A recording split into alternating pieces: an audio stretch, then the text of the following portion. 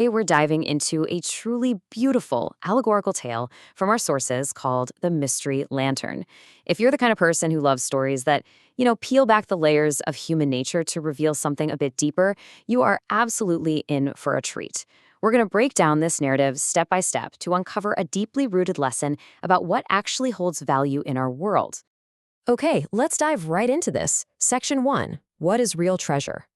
Right off the bat, look at this powerful contrast. On the left side, we've got the traditional view of treasure, right? Gold, silver, material wealth. But on the right, look at the alternative, human goodness. The whole premise of this tale is built on challenging our default assumptions about where power and value actually reside. It tells us immediately that, hey, we aren't looking for buried chests of coins today. We're looking for something far more transformative. Moving on to Section 2, Kabir and the Mystery Lantern.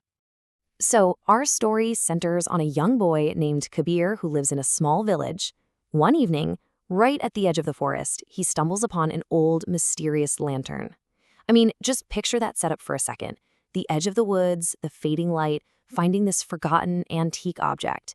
Naturally, as literally anyone in a fable would do, Kabir decides to light it, totally expecting something extraordinary to happen. So, let's see what it does.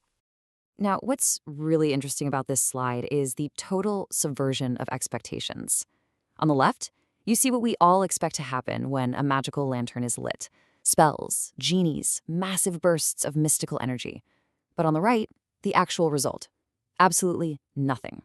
No visible magic emerged. No sparks, no smoke, no floating apparitions. Just a completely normal, everyday flame. But here's the catch. A much quieter, kind of subtler shift began to take place. The story tells us that wherever Kabir took this lantern, the everyday, small problems of the local people just began to get solved. It wasn't some grand cinematic spectacle. It was more like a gradual easing of the daily frictions of village life. People's burdens were suddenly lighter whenever Kabir and his lantern were around. Which brings us to Section 3, not magic, good deeds. This source breaks down exactly what was going on here. The magic was entirely in Kabir's good intentions and his tangible everyday actions. He was helping the elders. He was taking the time to teach the children. He was literally removing stones from the dirt paths so others wouldn't trip. The lantern, it was just a companion to his own physical effort. Kabir was the one doing the heavy lifting. He was the one actively caring for his community. Let's move to the timeline and see how this builds, because this wasn't an overnight magical fix. On day 1, the lantern is found. Weeks later, through Kabir's consistent, deliberate actions, those everyday problems start getting solved. And months later, the entire village changes. The collective impact of those small, continuous good deeds completely transform the whole environment. It just goes to show that real change is a process driven by consistent human effort. Section 4. When the lantern went out. Then, one day, completely without warning, the lantern's light went out entirely on its own. It just died. And Kabir, he is terrified. He thinks the absolute source of his power is gone. He's completely associating all these positive changes with this physical object, genuinely thinking his ability to help his village, to solve their problems, and to be this force for good has just been permanently extinguished. It's in this exact moment of deep confusion and fear that the oldest, wisest person in the village steps in to offer some clarity. The elder looks at Kabir and says this profoundly beautiful line, "Now there is no need for this. The real light has come into your deeds."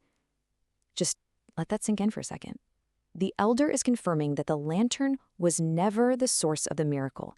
It was merely a symbol, kind of like a psychological anchor for Kabir, until his own actions became the true source of illumination. And that brings us to Section 5, the light inside you. So the crucial point is that we really need to redefine what magic actually is. Magic isn't about spells. True magic is a good heart and good deeds that require absolutely no mystical objects to change the world around you.